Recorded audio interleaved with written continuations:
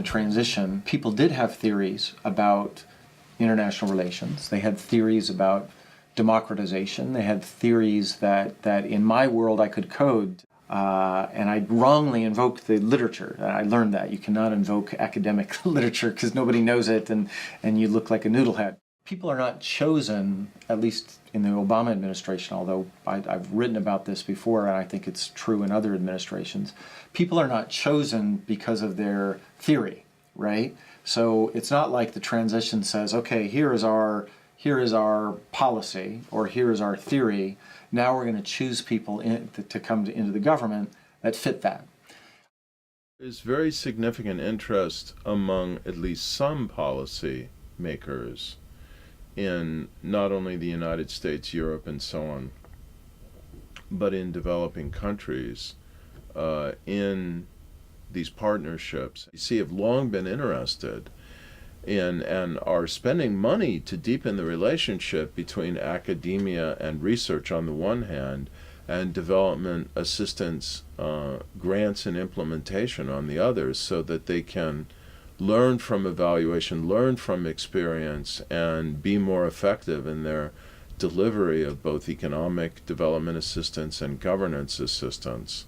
I see so much potential, so much just brilliant work that my colleagues write, that if they just put in a little bit of effort to translate it and then to market it, try to take this and to make it accessible to policymakers and to just not American policymakers, I mean people around the world.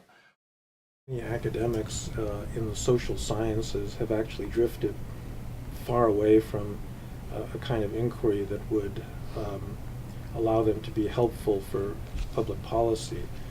I think it's frankly pretty shallow generalization to say that academics are not concerned with policy in the real world, that they are just living in their ivory tower.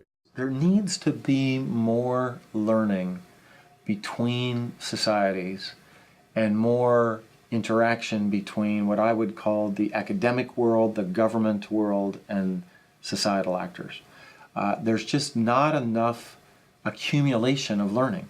I just look at this and I see the reinvention of the wheel all the time. Everybody should know about the South African transition. Everybody should know about the transition in the Philippines. We in the academy, I think, have to figure out a way to aggregate that knowledge and digest it and then help to make it move around the world in a faster way. The policy focus is something that's pursued by universities, and that the interdisciplinary space is protected. Pure academia detached from the policy world, and policy engaged scholarship is shifting toward a healthier balance with a good dose of the latter.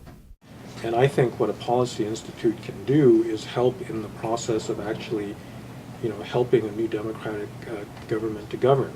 So that means having a policy agenda, doing the kind of public policy analysis that will help the government devise policies that will, for example, promote economic growth, private sector development.